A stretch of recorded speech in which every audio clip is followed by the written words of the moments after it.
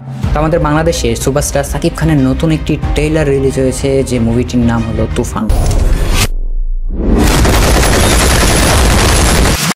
যে মুভিটা এখন কুরবানি ঈদে রিলিজ হওয়ার কথা। তো বাংলাদেশে বরাবরই সিনেমা নিয়ে বাংলাদেশের মানুষদের কাছে নতুন একটা কৌতূহলের জায়গা অবশ্যই। তাহলে সেটা নিয়ে সমালোচনা বা হেটার্সরা সমালোচনা করবে, এটাই তো স্বাভাবিক। তো আমার এই চ্যানেলটা আসলে কোনো সিনেমা রিলেটেড বা সিনেমা রিভিউ বা এগুলো নিয়ে না, কিন্তু সাকিব খানের এই বিষয়টি নিয়ে কথা বলতেই হচ্ছে। আর আমার চ্যানেল আপনারা যারা নতুন, তো প্লিজ আবার মনে করে দিচ্ছি একটা সাবস্ক্রাইব করে রাখবেন। তো আসলে কেন এই তুফান এই সিনেমাটা নিয়ে এত হইচই বা পাবলিক কেন এত সমালোচনা করছে? ইভেন পাবলিক বলছে যে ইন্ডিয়ার সিনেমা দেখো, অ্যানিমেল মুভি দেখো, বা কেজিএফ দেখো, কেজিএফ এটাকে কপি করা হয়েছে, বা কেজিএফ কোথায়, অ্যানিমেল মুভি কোথায়, আর আমাদের সাকিব খানের মুভি কোথায়।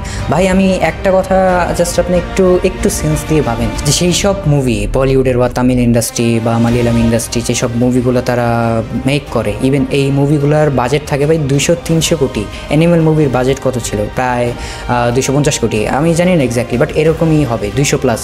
তো এরকম 200+ কোটি টাকার মুভির সাথে আপনি যদি বাংলাদেশে 5-10 কোটি টাকার মুভি তুলনা করেন, তাহলে এটা তো অবশ্যই একটা বোকামি হবে, তাই না? কারণ বাংলাদেশে অ্যাভারেজে মুভি ভাই এরকমও মুভি থাকে যেগুলো 50 লাখ বা 60 লাখ বা ম্যাক্সিমাম 1 কোটি এরকম রেঞ্জেই বাংলাদেশে এখন বর্তমানে, আমি আগের কথা বলছি না, আগে বাংলাদেশের মুভির একটা স্বর্ণযুগ ছিল বলতে পারেন। তখন অনেক নায়ক বা সালমান শাহ বা মান্না যে টাইমটাতে ছিল, তো এইসব অভিনেতা, লিজেন্ডারি এইসব অভিনেতা, হুমায়ুন ফরিদি, তো তারা এখন নাই, বা সেই রেঞ্জের মুভিগুলো এখন আর তৈরি হয় না।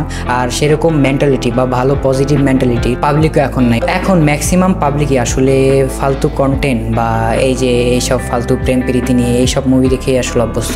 সবাই না, বাট ম্যাক্সিমাম দর্শকরা কিন্তু এখন এগুলাই দেখতে পছন্দ। কিন্তু সাকিব খানের মুভি নেওয়ার সমালোচনা কেন ভাই? এখানে সমালোচনা করার কি আছে? ফার্স্ট অফ অল সবাই বলতেছে ভাই এটা কেজিএফের কপি মুভি বা এটার কপি। ভাই আপনি যদি কোনো স্টোরি না, আমি মুভি প্রমোটের জন্য বা মুভিটা যে ভালো বা এই মুভির পক্ষে আমি সেটাও বলছি না, আমি জাস্ট একটা যৌক্তিক কারণ বলছি যে ভাই এত সমালোচনা করার কি আছে? আপনি কি মুভিটা দেখছেন? আপনি কি ফার্স্টে মুভিটার কোনো কি স্টোরি বা কোন স্টোরির উপর বেস করে মুভিটা বানানো হয়েছে এটা কি আপনি জানেন?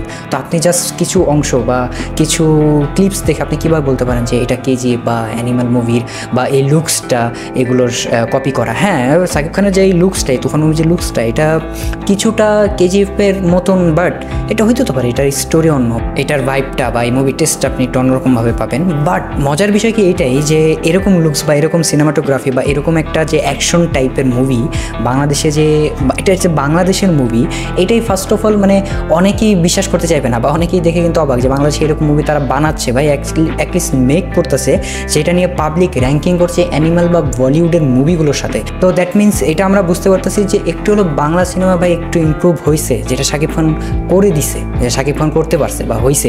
বাংলাদেশে 6 প্যাক রেখে আপনার কি লাভ যদি আপনি ইন্টারন্যাশনাল লেভেলের মুভি আপনি বানাইতে না পারেন? কিন্তু ভাই যত সমালোচনাই করুক পাবলিক বা যত হেটার্সরা যত যাই বলুক, কিন্তু এই যে সাকিব খানের ভাই যে ট্রেলারটা দিছে বা যে লুক বা যে অ্যাকশনটা, বা ভাই সাকিব খানের যে নিউ লুক, বা তার সাকিব খান বরাবরই যে সুপারস্টার একটা অভিনেতা, বা তার অ্যাক্টিং নিয়ে যে কারো কোনো সন্দেহ নাই, সেটা আমার আর এই ছোট্ট ইউটিউব চ্যানেলে অ্যাটলিস্ট বোঝাইতে হবে না। কারণ সাকিব খান এখন থেকে মুভি করে না ভাই, সাকিব খানের অনেক ভালো ভালো হিট মুভি যেগুলো 90s বা সেই টাইমের মানুষজন এন্টারটেইন হয়ে আসছে, বা এগুলো সাকিব খান এন্টারটেইন করে আসছে সেসব মানুষগুলোকে।